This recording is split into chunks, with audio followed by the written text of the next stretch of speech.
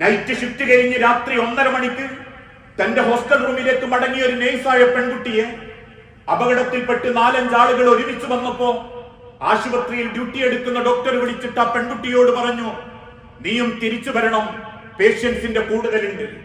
2.25 മണിക്ക് ഉറക്കപ്പിച്ചോടെ എഴുന്നേറ്റ് ഒന്ന് ഫ്രഷായി വാഹനമെടുത്ത് പുറപ്പെട്ട പെൺകുട്ടി 3:30 മണിയായിട്ടും 4 കിലോമീറ്ററിന്റെ ഡിസ്റ്റൻസിലുള്ള ആശുപത്രിയിൽ എത്തുന്നില്ല. പിന്നെ ആശുപത്രികൾ കേൾക്കുന്നത് മോർച്ചറിയിലുള്ള നഴ്സിന്റെ മരണത്തെ തൊട്ട.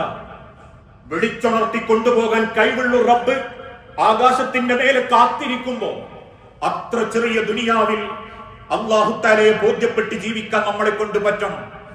ജീവിച്ചിരിക്കുന്ന നമ്മൾക്ക് മരണപ്പെടുമ്പോൾ ജീവിച്ചിരിക്കുന്നവർക്ക് കൊടുക്കാനുള്ള ഏറ്റവും വലിയ സമാധാനം എന്താണെന്നറിയോ? എന്റെ വാപ്പ അവിടെ വാങ്ങിട്ടു, ഇവിടെ വാങ്ങിട്ടു, വാപ്പ അങ്ങനെ തുടങ്ങിയതുകൊണ്ട് എനിക്ക് ഇങ്ങനെ കിട്ടി എന്ന സമാധാനമല്ല.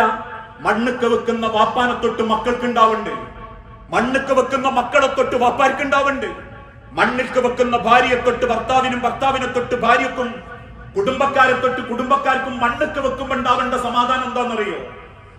നാളെ പടച്ച റബ്ബിന്റെ കോടതിയിൽ ആ കബറിൽ വെക്കപ്പെട്ടവർക്ക് സമാധാനം കിട്ടും, അവർക്കതിന് അർഹതയുണ്ട് എന്ന് നമ്മളെ കബറും പുറത്തുന്ന ഒരാൾക്ക് ചിന്തിക്കാൻ പറ്റിയ മരണപ്പെട്ടവര് ജീവിച്ചിരിക്കുന്നവർക്ക് കൊടുക്കുന്ന ഏറ്റവും വലിയ സമാധാനമാണത്. നിന്റെ മയ്യത്ത് മണ്ണ് കൊണ്ടെക്കുമ്പോ നിന്റെ വാപ്പാക്കും ഉമ്മാക്കും എന്റെ മക്കൾക്കും ചിന്തിക്കാൻ പറ്റണം, എന്തായാലും കബറിന്റെ അടിയിൽ എന്റെ വാപ്പാക്ക് ഒരു സ്വൈര്യവും സമാധാനയെ പടച്ചോൻ കൊടുക്കും. കാരണം അത്രക്ക് നല്ലൊരു വാപ്പയമ്മയായിരുന്നു എന്ന് നിന്നെ കുറിച്ച് എന്റെ മക്കൾ ചിന്തിക്കുമ്പോ നിന്റെ മരണം കൊണ്ട് എന്റെ മക്കൾക്ക് ഞാൻ സമാധാനം ഉണ്ടാക്കിയതാ.